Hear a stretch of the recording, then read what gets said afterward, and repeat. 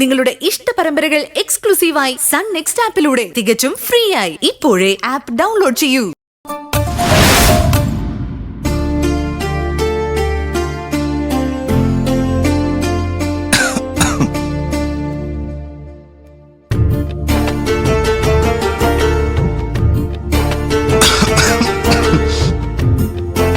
എന്താ ജലദോഷം പിടിച്ചോ? 450 450 ഹരികൃഷ്ണൻ. ആ അങ്ങനെ പറഞ്ഞു ഗോപിക അച്ഛനും ഒക്കെ. ഇങ്ങനെ 450 ശല്യക്കാരെന്നൊക്കെ വിളിച്ച് ശീലായതുകൊണ്ട് അങ്ങനെ വിളിച്ചു പോയതാ. ഇനി മുതൽ അത് മാറ്റി ചേട്ടാന്നൊക്കെ വിളിക്കേണ്ടി വരും അല്ലേ ശല്യക്കാരാ?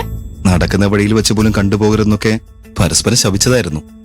പക്ഷേ ഇപ്പൊ എനിക്കൊരു പ്രധാന കാര്യം പറയാനുണ്ട്. അല്ല ആതിരെ, ഞാനൊരു പ്രധാന കാര്യം അങ്ങോട്ടും പറഞ്ഞു വിട്ടിട്ടുണ്ടായിരുന്നു. അച്ഛനവിടെ ഒന്ന് പറഞ്ഞില്ലേ? പറഞ്ഞു. തികച്ചും അപ്രതീക്ഷിതമായൊരു കാര്യം. എന്തുകൊണ്ടാ അങ്ങനെ എന്നെ ഇഷ്ടായെന്ന് പറഞ്ഞത്? ഇഷ്ടം ആയതിനുള്ള കാരണമാണോ അറിയേണ്ടത്, അതോ ഇഷ്ടമായി എന്ന് പറഞ്ഞതിനുള്ള കാരണമാണോ അറിയേണ്ടത്? കാശെന്ന് പറഞ്ഞ ഭ്രാന്തായി നടക്കുന്ന എന്നെ ഒരു പെൺകുട്ടി വിവാഹം കഴിക്കാൻ തയ്യാറാവില്ല എന്നല്ലേ ഒരിക്കൽ എന്നോട് പറഞ്ഞത്? അതൊരു ശാപമാണെന്ന് ചേട്ടൻ ധരിച്ചു വെച്ചു. ഉപദേശമാണെന്ന് ഞാനും വിശ്വസിച്ചു. ഏതായാലും അന്ന് പറഞ്ഞതിനൊക്കെ സോറി.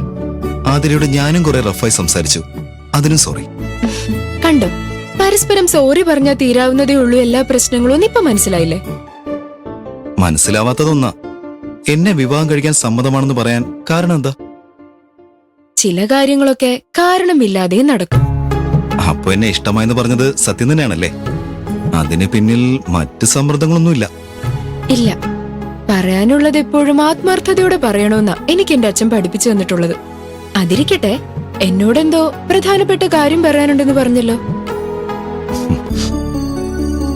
ഉണ്ട്, പറയാനുണ്ട്. അതിനാണ് പ്രധാനമായി ഇങ്ങോട്ട് വന്നത്. അപ്പൊ പറയണം.